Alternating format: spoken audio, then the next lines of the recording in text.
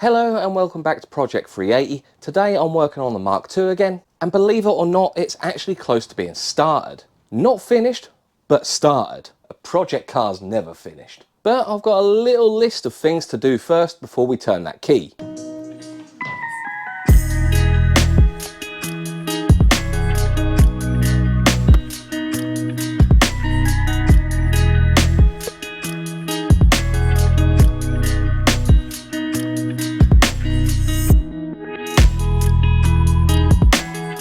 So, as this is close to being started, there's a few things I've got to button up and finish first. So, I've made myself a little list. All of these things have got to be completed before we turn that key. So, what I've already ticked off that list is the intercoolers back on and all the fuel system. As I've finished all the fuel lines down here, made a nice bracket for them and finished up a few things down there. So that is all back on. The strut brace is sort of back on.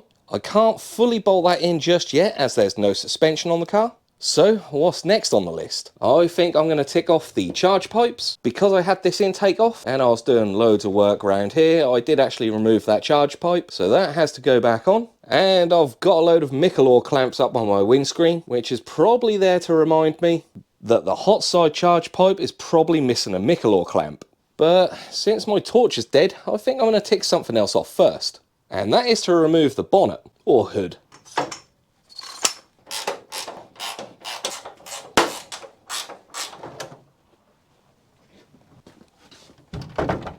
That can be ticked off. But there's a couple of reasons why I wanted the bonnet off. One, just easier access for the minute. And two, when I turn the key on this, I'm going to have a few of my friends around. It's always better to have extra eyes on the situation just in case you can't see anything, like a leak or a little fire, so just easier to have the bonnet off. From past experience, if you remove your bonnet, you want to sit it like this, preferably put it on something soft, and don't stand it on those ends. I stood a bonnet up on these ends before, and over a couple of days, the ends actually bent as they're quite flimsy. With that out of the way, it's onto the charge pipes.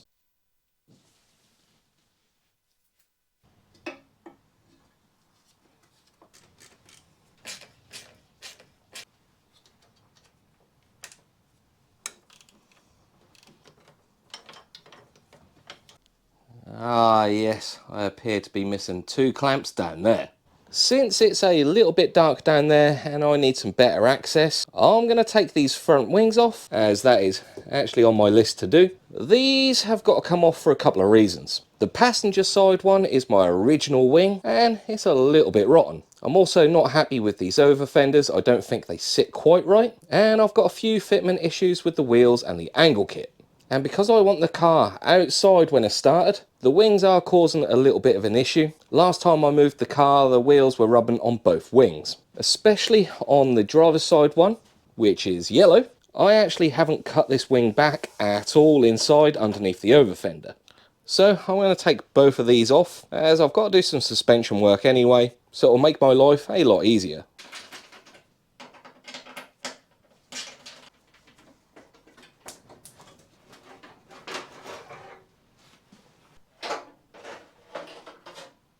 It was probably a good job I took them front wings off, because for some reason, the bonnet hinges I've left loose. Probably because I was trying to find some better bolts. And this one seems a little stiff, so that might need some work. But the front wings are off, so that can be ticked off. Now I can put some clamps on that charge pipe. They are all on now, which means this can be ticked off. Not quite sure why I've got so many spare Michelors. Hopefully I just bought them for spares. So what's next to tick off? I think the boost controller. I've had my custom strut brace off, which meant I had to disconnect the boost controller, and it just needs plugging back in and plumbing in. I'm actually going to have to re-watch my video to work out which way round I plumbed this in.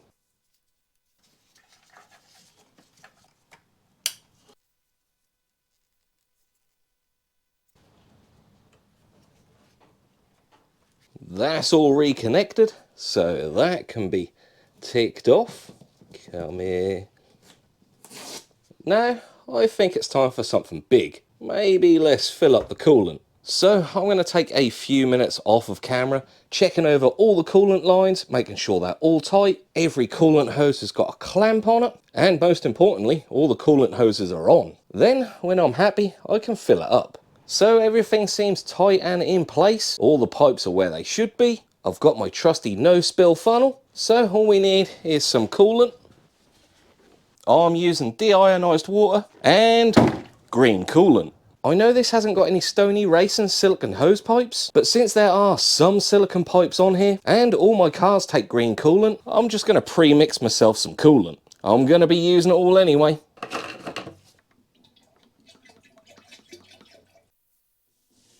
Give that a little shake. If you remember, a long time ago, I put this coolant pipe in here, and put a little breathing bung, so I'm going to remove that.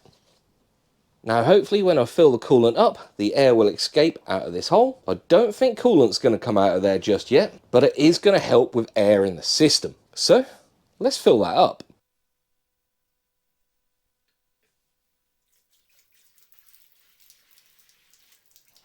Well done.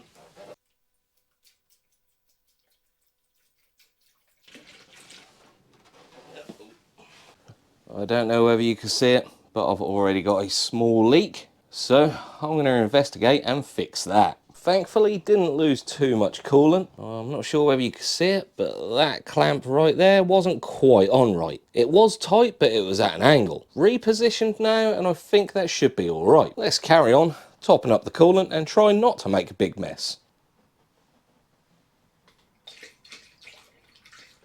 I just had a little bit of coolant coming out of the breather. I don't think the coolant's full yet, I just think I may have been topping it up a little bit too fast. Saying that, I can just see coolant at the top of the radiator.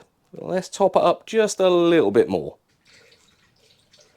I think the little coolant breather is doing exactly what I wanted it to do. I'll set you down here.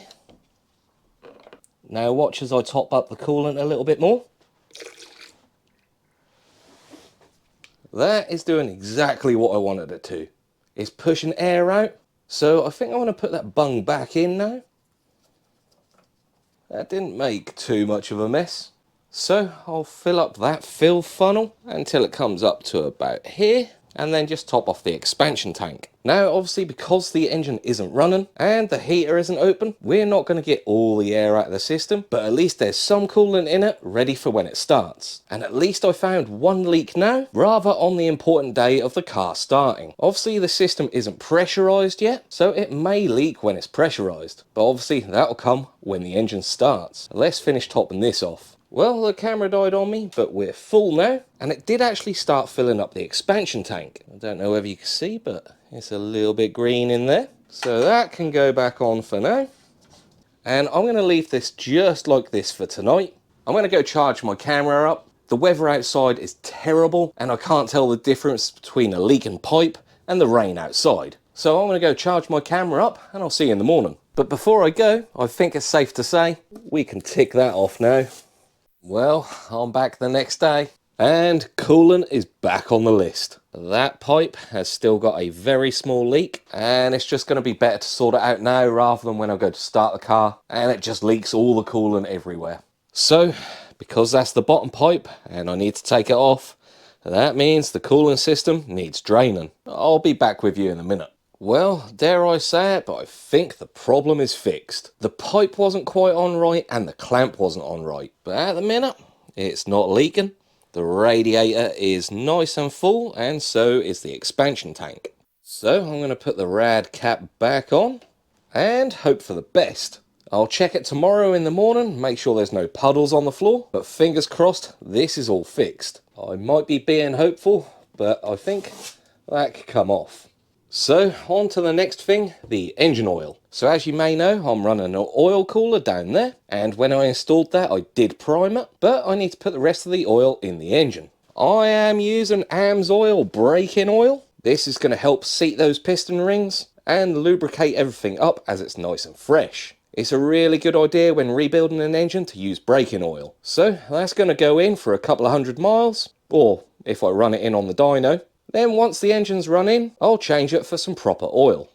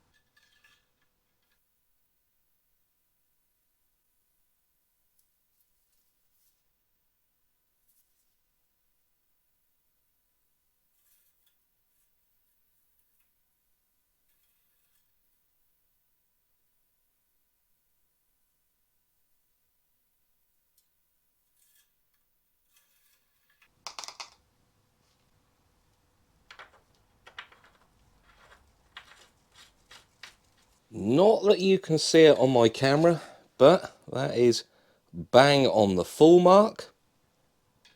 Obviously, once we turn the engine over and get some oil pressure, I do expect it to drop, but I've got about half a litre left. Just so you know, I bought 5 bottles of this, and because they're American, they're not quite a litre, but 5 litres has covered the engine and the oil cooler, with a little bit spare, which I do expect to use. But now, the engine has got oil in it. The same with the coolant system, we won't know whether anything leaks until the engine starts, but that is something else we could cross off the list.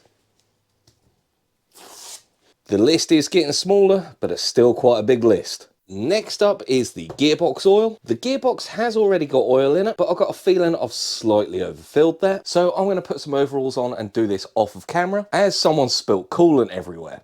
Well, that's the gearbox all filled up now. I was just being a bit paranoid. I actually needed about 700 ml more. So, gearbox oil can be ticked off. But I did find another issue while I was under there.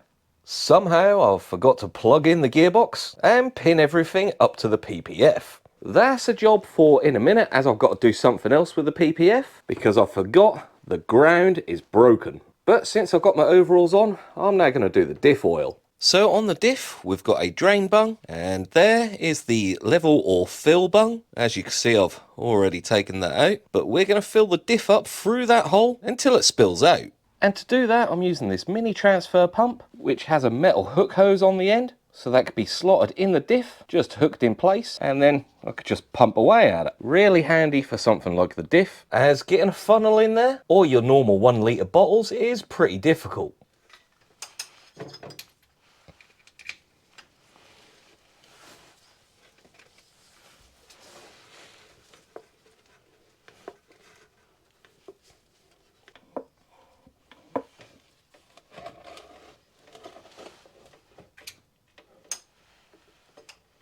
So I've let that finish dripping. I could put that bung back in and tighten that back down.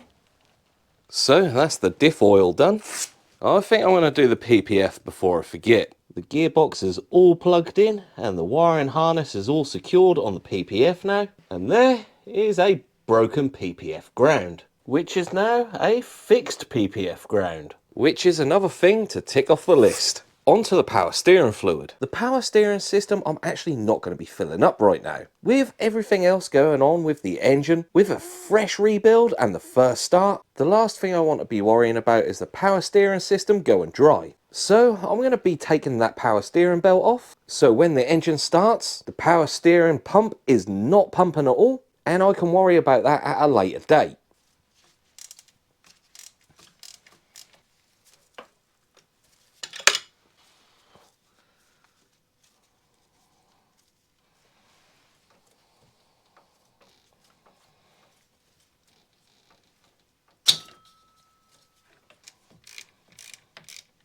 With the belt removed and the power steering pump locked off so it doesn't rattle when the engine starts, and all the clamps checked on all the hoses, and because we don't need power steering to start the engine, that can be ticked off, which leads us onto the fuel filler neck and fuel. But because I don't want that in my way right now, I'm going to go ahead and film the suspension video and then put that on in a minute.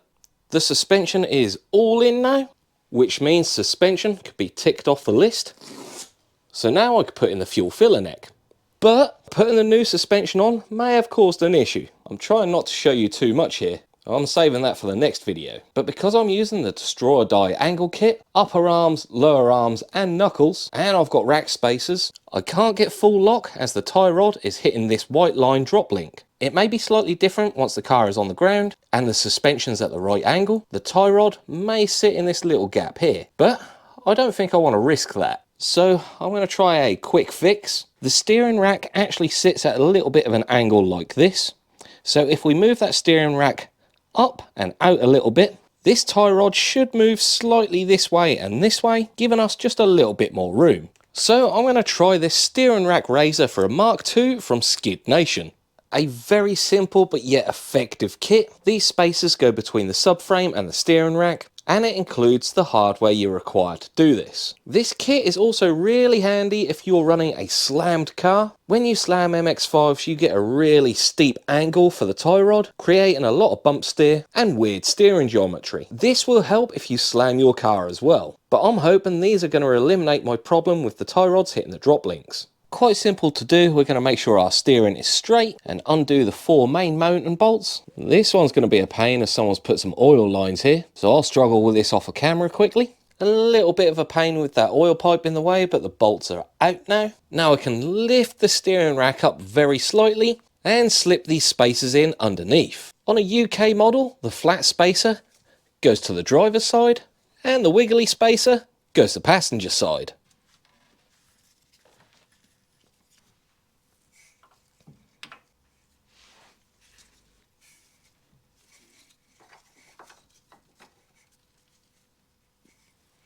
The small bolts with the small washers go on the side with this wiggly spacer, and the big bolts with the big washers go on the side with the flat spacers.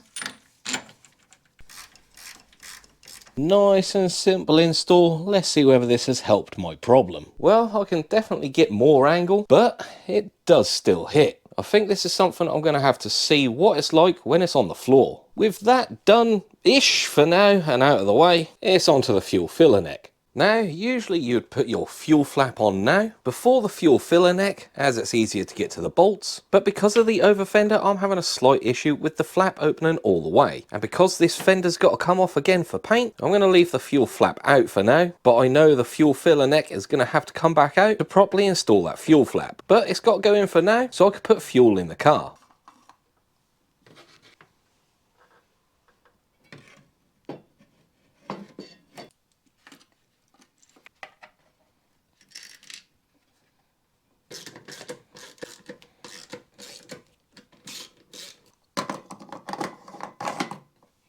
With the fuel filler neck installed and the pipes installed that leads it to the tank, I'm almost ready to put fuel in the tank. But first I'm going to move all this junk here, get the roof up and double check I've connected everything to the fuel pump. Oh yeah, and we can cross this off. Well, that was a bit of a mission, but I'm glad I checked. For some reason, I haven't finished the vent hose for the fuel tank. So I'm going to cut that down, connect it up, but I'm going to leave this cover off so I can check for fuel leaks. So for the first time in 8 years, the car is actually ready for some fuel in it. I never thought I'd see the day.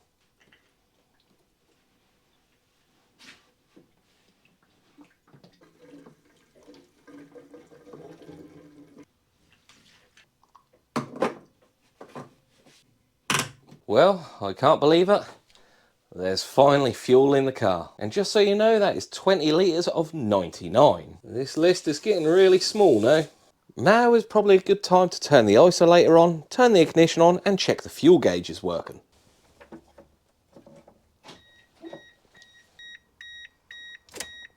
I don't even know whether you can see this on camera, but it has crept up a little bit. I know these fuel gauges are really slow. So this next one's a big one. I've changed all the fuel system of this car. The fuel pump, filter, rail, injectors, every single line. There's multiple fitments on it and a lot of potentials for leaks. So fingers crossed, I'm going to put the fuse in, turn the ignition on and hope it primes.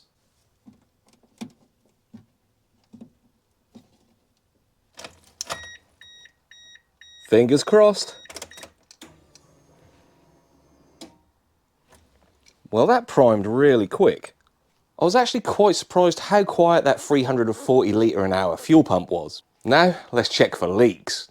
Well, looks good here. I just remembered I had a fuel pressure gauge. Let's see whether that's got any pressure. A very, very tiny amount. No leaks up here so far. It all looks pretty good.